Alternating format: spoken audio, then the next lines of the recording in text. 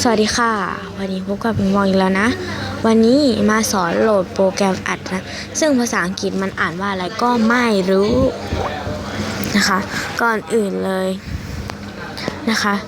ก็คือต้องเข้า Play Store ก่อนทุกครั้งนะคะแล้วพิมพ์ MO นะคะแล้วมันก็จะขึ้นมาให้เลือกนี้ก็กดที่อันแรกนะเนี่ยนะคะแล้วมันจะเป็นรูปแบบนี้เหมือนในตัวนี้เลยเนี่ยนะคะก็ติดตั้งนะคะคงจะดีมากเลยนะไม่รู้เหมือนกันไหมไม่เคยได้อ่านคอมเมนต์เลยโอเคสำหรับคลิปนี้ก็ขอจบไปเพียงเท่านี้ด้วยค่ะบ๊ายบายคลิปอาจจะสั้นแต่ก็สั้นเหมือนเดิมอ่ะบ๊ายบาย